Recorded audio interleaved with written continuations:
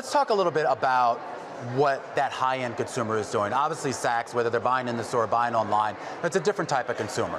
We've seen so many reports, both in hard data and anecdotal data, that those folks not only have the capacity to spend, but they're continuing to spend. But I've also seen some surveys, including out of Saks itself, saying that maybe there's been a slowdown over the last few months.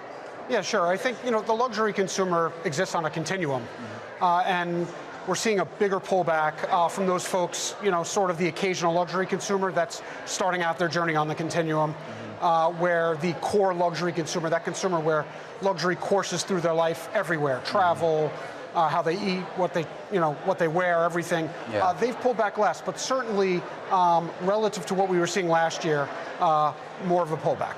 More of a pullback. When you look at past economic cycles, meaning down economic cycles here, what's sort of the differential between a brand like like Saks, and the types of brands and the types of customers you have versus maybe some of the more middle market retailers out there? I'd like to, I tend to say that this consumer is sort of last in and first out of these big moments.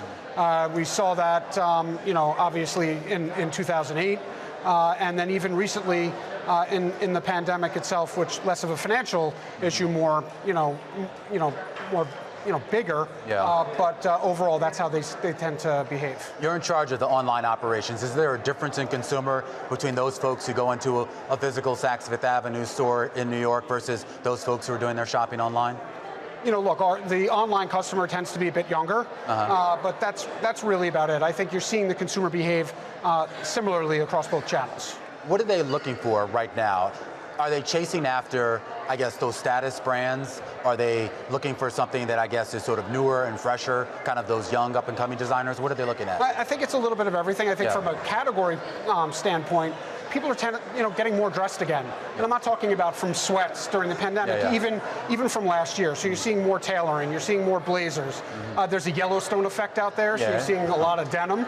Yeah, so just, it's certainly, fashion's always evolving and always changing, so there's always folks, especially our consumer, who's looking for something new and exciting. Probably less logo than what you would have seen at the end of the pandemic into last year. I mean, when you're having meetings with your internal team, like how fast do you have to pivot? Like you mentioned something like Yellowstone. Obviously, there are a lot of these sort of pop culture phenomenons that end up shaping how we dress, the things that we buy.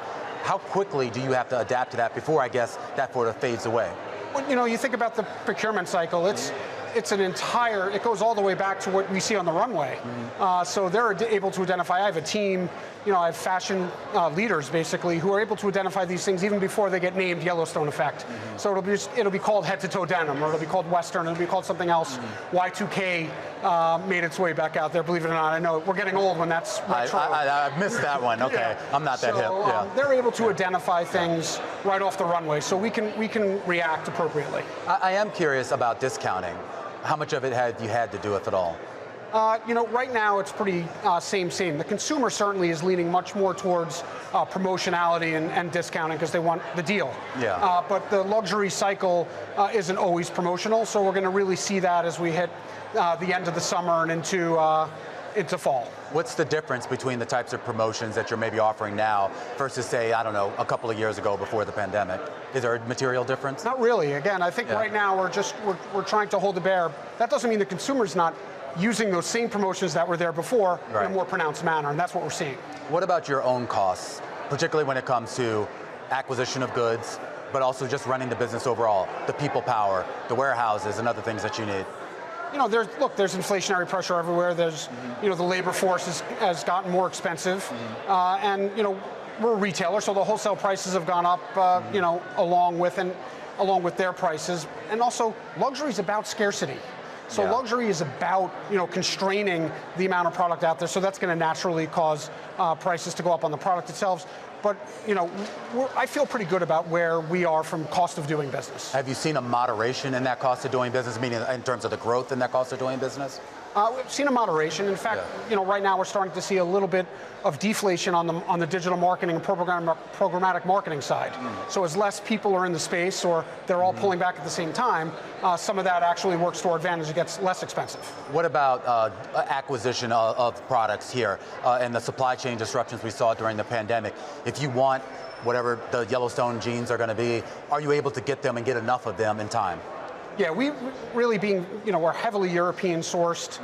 We obviously also source out of the U.S., so we weren't really subject to too many of the supply chain constraints that were out there during the pandemic and coming out of it. What is the growth story going to be for your business now? What are you plotting out?